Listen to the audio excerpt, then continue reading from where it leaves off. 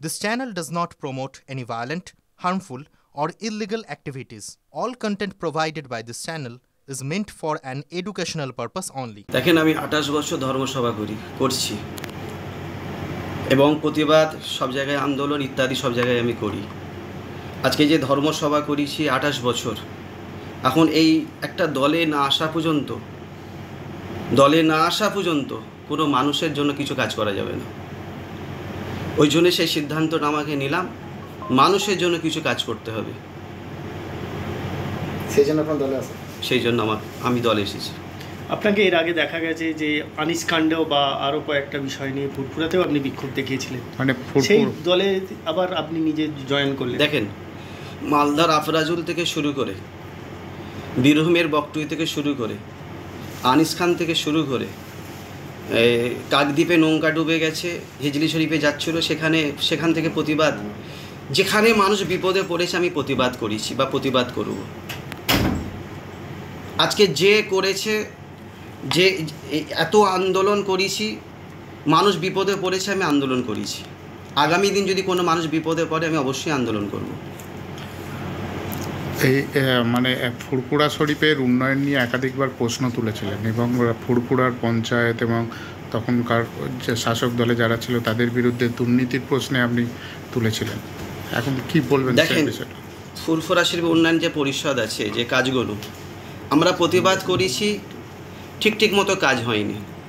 আজকে ঠিক মতো কাজ হবার জন্য আজকে আমাকে দলে আসা, যাতে সঠিক কাজটা হয়, মানুষ সঠিক কাজটা যেন পায়, ব্যাস আজকে সেই জন্য দলে আসা। আপনাকে কি দিদির ইচ্ছাতেই দলে এলেন নাকি আপনি যোগাযোগ?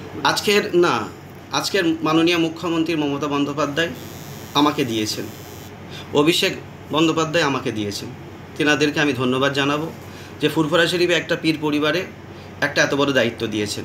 মধ্যিখানে তো হঠাৎ করেই দেখা গিয়েছিল যে আপনাকে ফুরফুরা শরীফে মুখ্যমন্ত্রী যখন এলেন একেবারে তার পাশে, এবং ফুরফুরাতে যখন ইফতার পার্টি করলো তার চেয়ারের পাশে দেখা গেল, তখন থেকেই কি এই জল্পনা চলছিল বা কিছু একটা? না, ফুরফুরা শরীফে উনি আসছেন, উনি আমার বাড়ির মেহমান, আমার বাড়িতে আসছেন, তাকে আপ্যায়ন করতে হবে আমাকে।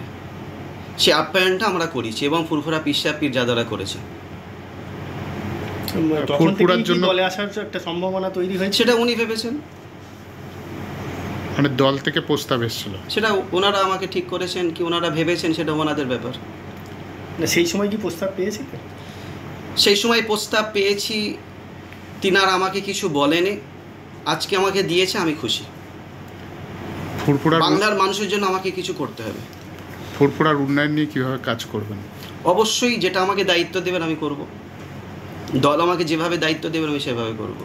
আগামী দিনে কি বিধানসভা ভোট বা লোকসভা ভোটে সেটা দল সিদ্ধান্ত নেবেন, দলের উপর আমি নই। যদি আপনাকে দেয়া হয়, সেটা দল যদি দেয় অবশ্যই আমি গ্রহণ করব। ফুরফুরা পরিবার দলকে স্যালুট জানাবে এবং বাংলার হিন্দু মুসলমান দলিত আদিবাসী অবশ্যই দলকে সম্মান দেবে যে একটা পীর পরিবার থেকে দিয়েছে। নওশাদ সিদ্দিকীর সঙ্গে বর্তমানে কিরকম সম্পর্ক বজায় থাকবে? আমার ছোট ভাই। মানে রাজনীতির ময়দানে দুজন দুপক্ষে দাঁড়ালেও কি এই বিষয়ে আপনি আমাকে, এই বিষয়ে তো প্রশ্ন আমার আছে।